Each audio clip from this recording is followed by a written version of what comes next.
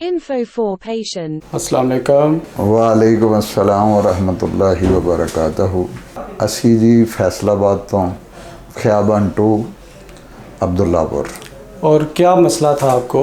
मसला जी मैनू ये सी कि मैं ना मेरी तबीयत ना ख़राब हुई, जुम्मा पढ़ के आया मैं बेटे नू कहा फैसल नू नमान नू कि यार मेरी तबीयत नहीं सही, तो ये कहन लगे अबू जी तुहानू ना असी हस्पताल लै जाने हाँ।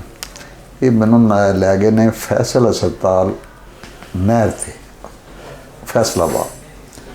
उन्होंने सीटी स्कैन की है, उन्होंने कहा जी फौरी लाहौर लै जाओ। फौरी लाहौर लाए ने डॉक्टर मनसब साहब, होर भी दूसरे डॉक्टर सन दोस्त, जिदे डॉक्टर मनसब साहब ने इन्नी गल कही कि ऑपरेट ज़रूरी है। जिदे विच होर भी जिहड़े दोस्त साडे सन उन्हां दी राय सी कि नहीं ऑपरेट नहीं होना चाहिए, दवाई दे नाल ही ठीक होएगा। फिर मैं इत्थे 7 दिन रहा, दवाई दारू खादा, एक दिन मैं चला गया, छुट्टी मैनू मिल गई, फिर अगले दिन मैं वापस हस्पताल। फिर ये हुई कि बई दवाई दे नाल ही सिलसिला सही होएगा। सबज रंग दियां उल्टियां आंदियां सी, 15-20 इकट्ठियां ही आ जांदियां सी। छुट्टी मिल गई, फिर मैं चला गया। फिर तीसरी दफ़ा इदा होया, चौथी दफ़ा मैं बेटे नू कहा यार मैनू हुण ना लाहौर ना खड़े, मैनू तुसी होर किते लै जाओ। वो मैनू फिर अशफा इस्लामाबाद लै गए।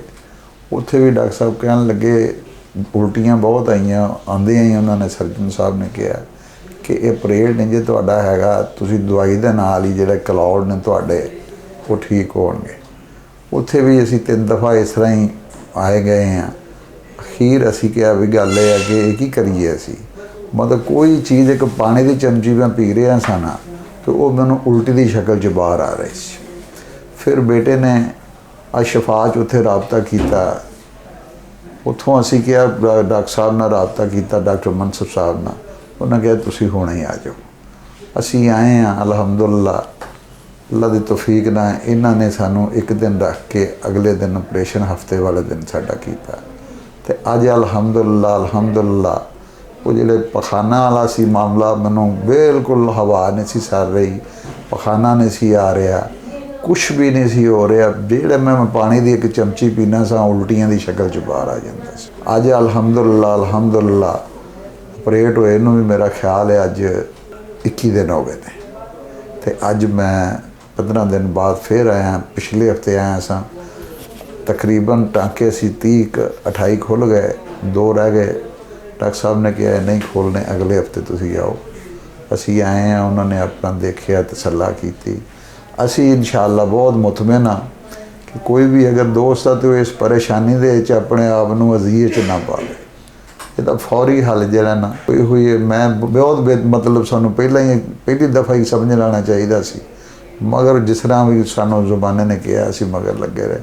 3-3.5 महीने असी बहुत ज़्यादा अज़ियत ना कटे, ना पानी का घुट पी लेना, ना कोई दुध पीना, कुछ भी नहीं।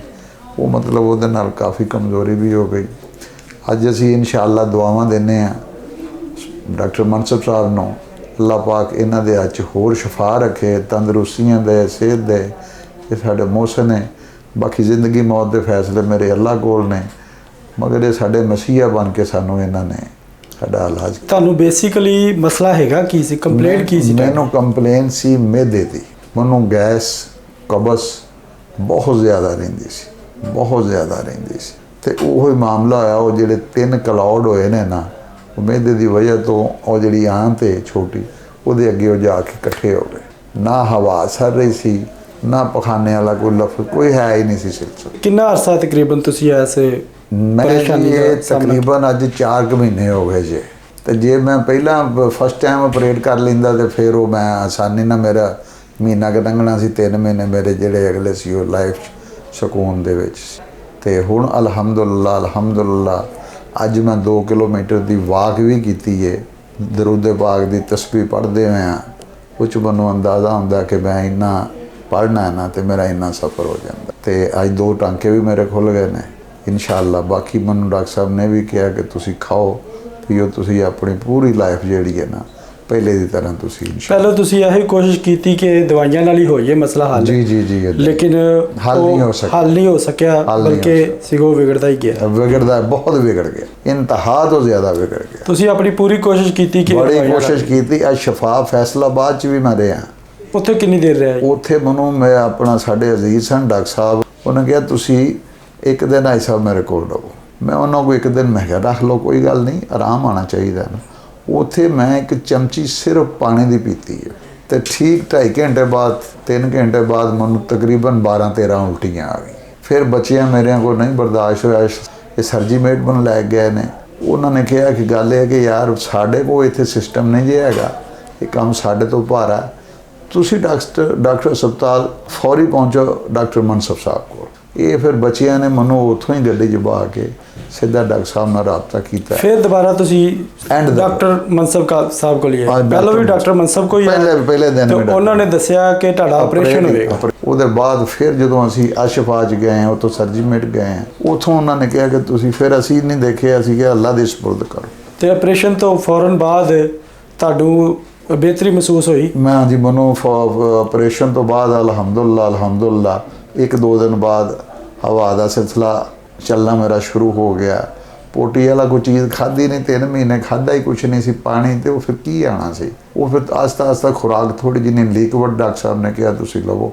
ਉਹਦੇ ਬਾਅਦ ਮਾਸ਼ਾਅੱਲਾ ਉਹ ਵੀ ਸਿਲਸਿਲਾ ਮੇਰਾ ਅਲਹਮਦੁਲਿਲਾ ਚਾਲੂ ਹੋ ਗਿਆ, ਸ਼ੁਕਰ ਮੇਰੇ ਅੱਲਾ ਦਾ। ਤੇ ਹੁਣ ਤੁਸੀਂ ਮੈਦੇ ਦੇ ਮਰੀਜ਼ਾਂ ਵਾਸਤੇ, ਜਿਨ੍ਹਾਂ ਦੀ ਕਬਜ਼ ਹੋ ਜਾਂਦੀ ਹੈ ਜਾਂ ਜਿਨ੍ਹਾਂ ਨੂੰ ਕੋਈ ਖਾਂਦੇ ਪੀਂਦੇ ਉਲਟੀਆਂ ਆਉਂਦੀਆਂ, ਉਹਨਾਂ ਵਾਸਤੇ ਤੁਹਾਡਾ ਕੀ ਪੈਗਾਮ ਮੈਂ ਹੈ? ਉਹਨਾਂ ਨੂੰ ਇਹ ਪੈਗਾਮ ਦਿਆਂਗਾ ਕਿ ਅਗਰ ਉਹ ਇਸ ਤਕਲੀਫ 'ਚ ਨੇ, ਕਲੌੜ ਦੇ ਵਿੱਚ ਨੇ, ਜਾਂ ਕੋਈ ਪ੍ਰੋਬਲਮ ਹੈ, ਜਾਂ ਉਹਨਾਂ ਦਾ ਮਸਲਾ ਹੈ ਬਹੁਤ ਜ਼ਿਆਦਾ, ਉਹ ਕੁਛ ਨਾ ਕਰਨ, ਸਿੱਧਾ ਡਾਕਟਰ ਸਾਹਿਬ ਮਨਸਬ ਸਾਹਿਬ ਕੋ ਆਉਣ।